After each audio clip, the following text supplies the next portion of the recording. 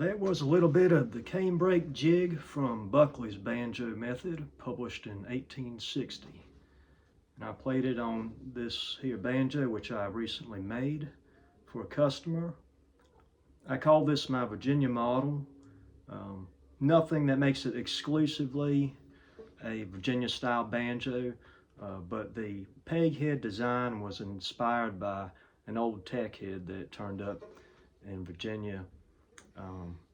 But this is a pretty typical sort of banjo, rustic, fretless tackhead banjo that you'd have seen folks making across the rural South back in the 1800s, even into the early 20th century.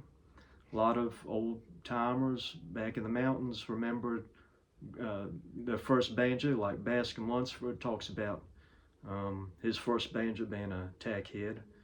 And there are a lot of examples out there that that this is based on. This one is a little bit more of a little bit more refined look, a little bit more of a minstrel style, very mid 19th century kind of profile on the neck on this one.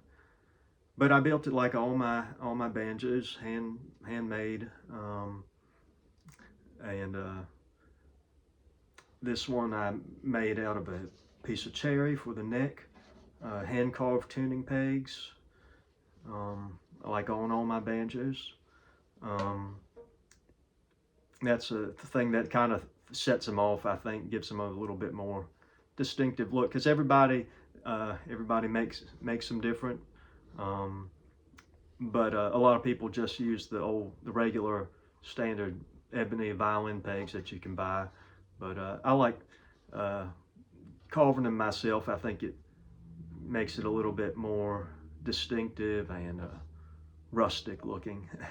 And bone nut has a good gives a good clear sound. Maple bridge that I carved myself, and I used for this one, most of the ones I'm building lately, I use an old grain measure,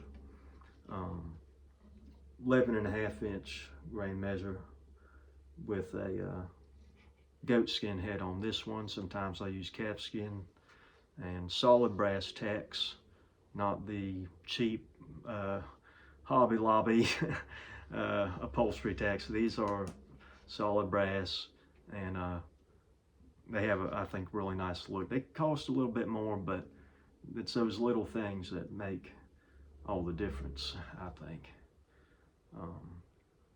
So I'm going to be handing this off to my friend Cole in a few days, and I hope he's pleased with it.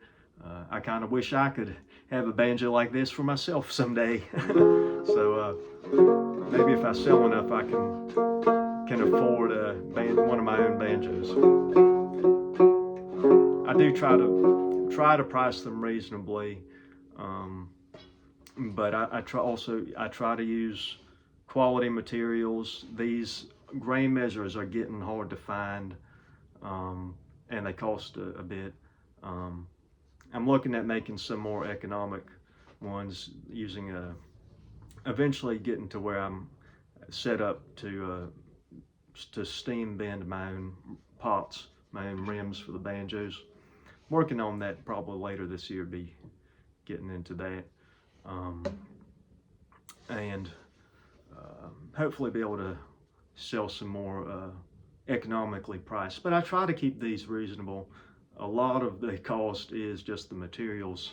I use gut strings. Those, I think I think the sound is far superior to nylon, and I don't really notice that much difference in terms of their reaction to humidity and changes in temperature. The heads do sag and stretch with the humidity and temperature. The strings, I've never really noticed that much difference, and the gut strings are the best strings there are for this type of instrument, especially.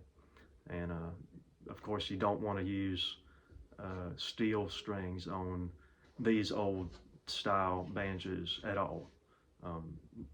Yeah, just don't do that. It won't sound right. It'll chew up the neck. It'll warp the thing.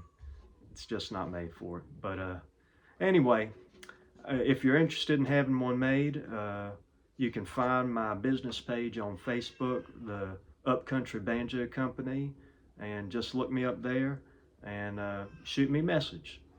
Anyway, I thank y'all for listening and watching, and I look forward to seeing y'all around. Y'all take care. Bye.